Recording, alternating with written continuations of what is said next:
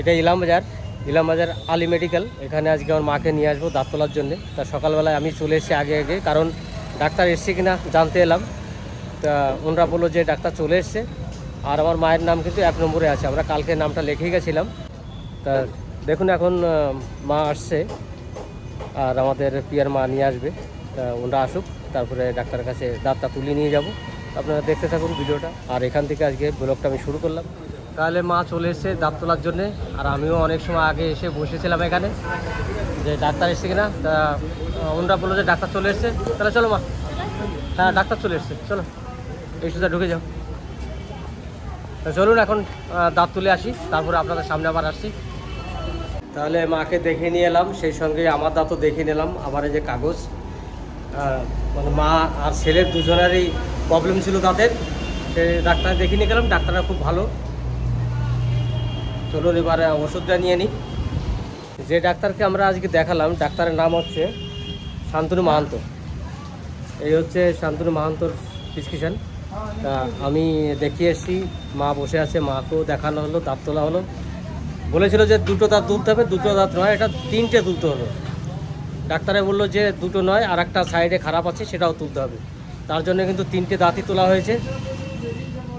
এখন ওনার মোটামুটি 1 ঘন্টা কথা বলতে পারবে না, আর থুতুও ফেলতে পারবে না। ওই যে বসিয়ে দিয়েছি, এখন 1 ঘন্টা ওইভাবে থাকবে, বাড়িতে নিয়ে যাবো এখন। আর আমার জন্য যে ডাক্তার দেখিয়েছিলাম তার জন্য এই যে ওষুধপত্র কেনা হয়ে গেছে। এবার মাঠটা নিচ্ছে, সন্ধ্যার ভিতরে নেওয়া হয়ে গেলে আমরা বাড়ি যাব। সকাল থেকে এইভাবে বৃষ্টি হয়ে যাচ্ছে, কিন্তু একটু পরিষ্কার হয়েছিল, মাকে নিয়ে এসেছিলাম। এখন তো বৃষ্টি অঝরে হচ্ছে, এখন বাড়ি যাব কী করে সেটাই একটা চিন্তা ভাবনা। তা দেখি একটা টোটো ডেকে নিই। তাহলে আমাদের এখানে সব কাজ সারা হয়ে গেছে। এই যে মায়ের ওষুধ নেওয়া হয়ে গেছে সব কিছু। এবার আমরা বাড়ি যাবো, কিন্তু খুব বৃষ্টি হচ্ছে এখানে। ডাক্তারটা দেখালাম, আমার তো খুব ভালো লাগলো ডাক্তারটাকে, কারণ ডাক্তাররা খুব যত্ন সহকারে সব কাজ করেছে দেখলাম। আমিও ভিতরে ছিলাম ওখানে, কেন অ্যালাউ নেই ডাক্তারের ওখানে গিয়ে ভিডিও করার। আর সত্যি কথা বলতে কি, ডাক্তার তো ভগবান রূপী হয়, তাদেরকে ভালোই বলতে হয়। আজকে আমাদের মা বেটার দাঁত দেখানো হয়ে গেছে। তাহলে এবার টোটোটা ডেকে নিই, তারপরে বাড়ি চলে যাবো।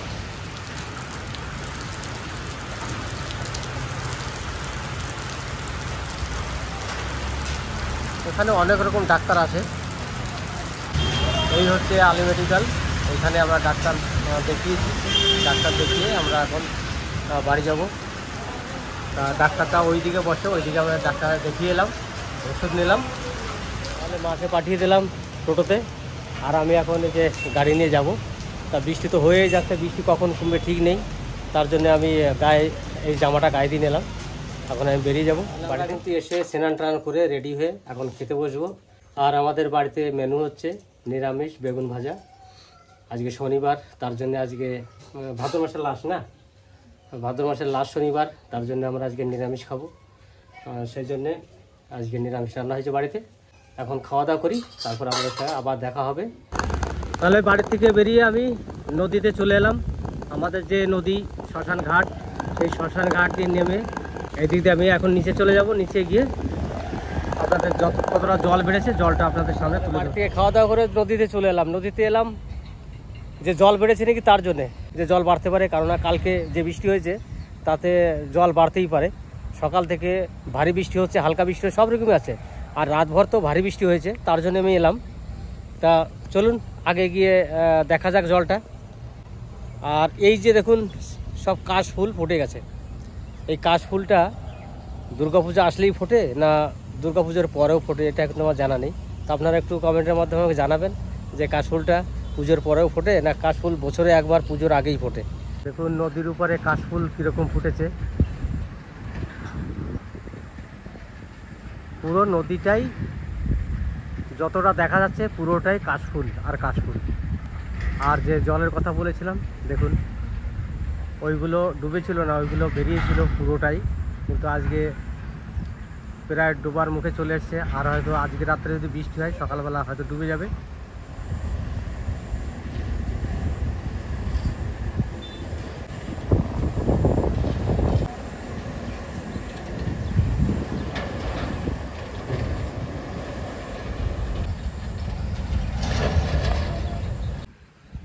এই যে আমাদের এখানে যে সংক্রান্তির দিনে স্নান হয়, স্নানের সিঁড়ি। তাহলে নদীর থেকে চলে এসেছি, চলে এসে এখন বাড়িতে এলাম। বাড়িতে এসে জামা প্যান্ট পাল্টিয়ে নিয়েছি, পাল্টিয়ে নিয়ে এখন যাব বড় ঠাকুরের মন্দিরে। সেই মন্দিরে একটু পুজো দিয়ে আসি। কারণ হচ্ছে আজকে ভাদ্র মাসের লাস্ট শনিবার আজকে, তার জন্যে আমি একটু পুজো দিতে যাব। আমি একাই যাব পুজোটা দিতে। সেই সঙ্গে নিয়ে যাচ্ছে একটা তাল, মিষ্টি, আর হচ্ছে 5 রকমের ফল। আর মিষ্টিটাও পঞ্চ মিষ্টি যাকে বলে, 5 রকম মিষ্টি, আর ধূপকাঠি, মোমবাতি, কর্পূর, এগুলো নিয়ে যাব পুজো দিতে।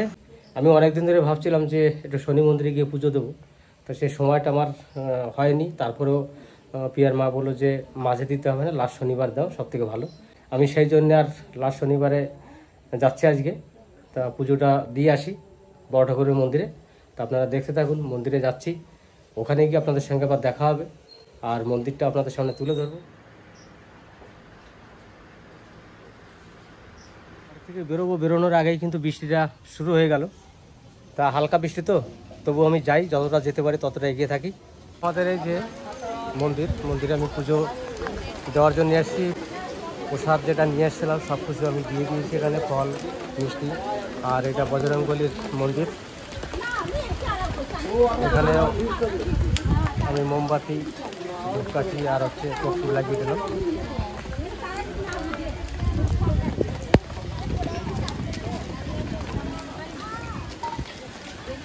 তাহলে যা বৃষ্টি শুরু হয়েছে, এখানে পুজো দেওয়া খুবই কষ্টকর, তবু এখানে পুজো দিতেই হবে, যেহেতু পুজো করতে সবাই চলে এসছে, আমিও এসেছি। পুজো এখানে চলছে এখন, দেখা যাক কত সময় লাগে। তাহলে আমাদের বড় ঠাকুরের মন্দিরে পুজো শুরু হয়ে গেছে। প্রত্যেক সপ্তাহে শনিবার প্রচণ্ড হারে লোক হয়, কিন্তু আজকে বৃষ্টির কারণে লোকটা কমে গেছে। আমি তো ভেবেছিলাম মনে হয় লোক বেশি হবে না, তাও এসে দেখছি অনেক লোকই আসে। তা এই বড় ঠাকুরের মন্দিরে আমাদের ইলাম বাজারে খুব জাগ্রত। এখানে আমরা কিন্তু সবাই শনিবারে সব জায়গার লোক আসে এখানে পুজো করতে। এর আগেও অনেকবার এসে গেছি। যাই হোক, পুজোটা শেষ হোক, পুজোটা শেষ হলে অবশ্যই বাড়ি চলে যাব। কারেন্টটারও খুব ডিস্টার্ব করছে, পুজোর সব কিছু রেডি করছে, আর ওখানে প্রসাদের ব্যবস্থা করছে। এখন অঞ্জলি দেওয়া শুরু করবে সবাই। অঞ্জলিটা দেওয়া হয়ে গেলে পুজোটা হয়ে যাবে। পুজোটা হয়ে যাক, হয়ে যাওয়ার পরে আমি বাড়ি চলে যাব। তাহলে পুজো যে গেছিলাম, পুজোর ওখান থেকে চলে এসেছি, বাড়িতে এলাম। তা প্রচণ্ড বৃষ্টি হচ্ছিলো ওখানেও। তা বাড়িতে দেখি আবার কি করছে পিয়ার মা। পাতা পোড়ানো হয়ে গেছে, এই যে পাতা পোড়ানো হয়ে গেছে, চারিদিকটা দিয়ে দিয়েছি। আর আমি দুটো খেয়েও নিয়েছি। আর এই যে আছে দুটো, তোর মার একটা আমার একটা নাকি? এগুলো বেশি বানায় না তো, এগুলো তো ওই বেশি বানায়। কিন্তু লাইন ছিল না বাড়িতে। আর বাড়িতে এসে দেখি আমাদের বাড়িতে এখন ওই তাল কলা কোথায় পোড়াতে হয় সেইটাই যে পুড়িয়েছে। ভাদ্র মাসে শনিবারের দিন তাল দিয়ে কলা পাতা পোড়াতে হয়। তা কেন পোড়াতে হয় এটা কিন্তু আমি বলতে পারবো না, যদি কেউ জানেন আমাকে একটু জানাতে পারেন। আর কথা হচ্ছে, দেখুন এত সুন্দর হয়েছে, এটা খুব ভালো লাগছে দেখতে, কত সুন্দর কালার। কি বলো, বাড়িতে এসে দেখছি পিঠে পিঠে বানিয়েছে, তাহলে আমি এই একটা খেতে হবে আমাকেও, খাই। তারপরে এদিকে বড়া ভাজছে, এই যে বড়া প্রায় ভাজা হয়ে গেছে, এটাই লাস্ট তো। এই যে বড়া ভেজেছে, আজকে কিন্তু খুবই কম ভাজা হয়েছে, কারণ আজকে আমাদের কোনো রকম পাতা পোড়াতে হয়, তার জন্য পাতাটা পোড়ানো, সেইটা দিয়ে সামান্য দিয়ে বড়া করেছে। তা এত বৃষ্টির জন্য তো, হ্যাঁ খুব বৃষ্টিও তো খুব হয়েছে না। আর এত বৃষ্টি যে সারা দিন বৃষ্টির মধ্যে কোথাও যেতে পারিনি। মাকে নিয়ে তো ডাক্তার দেখে নিয়ে এসেছি, আর যেতেও পারিনি এখনো। তা সন্ধ্যা গেছিল, বিকালে ও আসার পরে পুজো করতে গেছিলাম বড় ঠাকুরের মন্দিরে। তা আমি একটা খেয়ে দেখি নাকি, এটা পুরোটা খাবো না একটুখানি খেলে হবে? খাও, একটু খেতে হয়, খাও। আচ্ছা, তাহলে পোড়া জায়গাটা নিই, পোড়া জায়গাটা খেতে ভালো লাগে মনে হয়।